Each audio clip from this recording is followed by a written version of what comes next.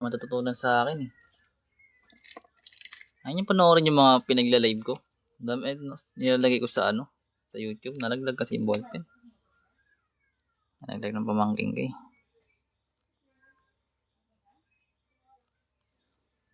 Algebra. Grade 10 nga paturo. Ha? Yo nga. Joke. Sige na lang tayo guys. Algebra lang. Alam ko alam nyo na to. So wala lang. Para sa mga hindi alam, malalaman nyo na. Ano yun? Wala. So let's say meron tayo number 1. Dali lang.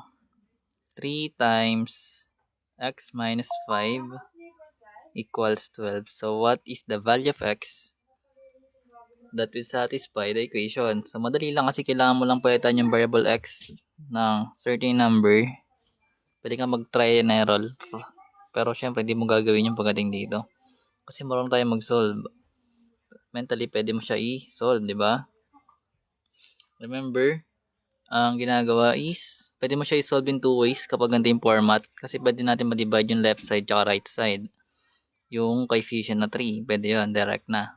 Or kung gusto mo, i-distribute mo muna yung 3 sa loob ng parenthesis. Then, tsaka mo siya simplify. Pero mas madali kasi guys, kung i-divide na lang natin sila both by 3. In this case, makakancel na agad yung 3 dito. Then, matitira na lang yung x minus 5. Then, equals 12 divided 3 is 4. Then, pag nilipat, magka-plus 5 both side.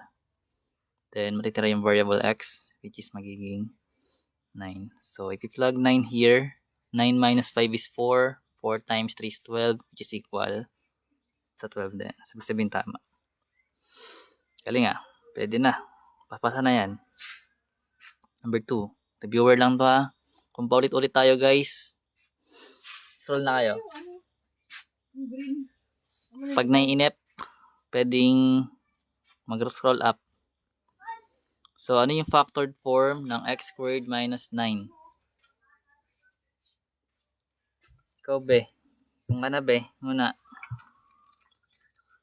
Nag-solve. Tuturuan kita. So, meron tayong x squared minus 9. Ito guys, pina-factor ha. Ano yung factored form? Sabihin, naka-expanded kasi yan eh. So, yung factored form na guys. So, kung familiar ka sa mga perfect square at saka factoring, ito guys is difference of two squares. So, paano natin masabing difference of two square? So, basically, yung first term is perfect square. Yung second term is perfect square. Then, meron siyang minus, which is difference. So, that is difference of two square. So, kapag nakita ka ng ganyang format, just need to put two parentheses. Then, isang plus, isang minus. Then, square root ng 9 is 3. Then, 3 rin dito. So, ito na yung magiging sagot natin. Anong grade tiniteach ko? High school. Gusto mong matuto na ito? Hindi. Anong grade ang tiniteach mo? Ano nga? Pwede siyang grade 7, 8, 9, 10, 11, pang college. Gusto mo na matuto, be? Hindi. Hindi na, kabisaduhin na muna yung table of multiplication table. Ano muna? So, meron tayo guys na y equals negative 2x plus 5. So, sa case naman na ito guys, is hinahanap is yung slope of the line. So, ano kayo magiging slope kapag ganito yung format? Uy, thank you po sa followers. Ay, gusto ko, keeps. Hindi ako follow. Hindi, joke lang. So, basically guys, kung ganito yung given, kung meron tayong given na naka-form na y equals mx plus b, same sa given natin na equation, we can just easily identify kung ano yung slope natin. Kasi yung value ng m, siya yung slope. So, as you can see, katabi lang siya ng variable x. So, which is negative 2.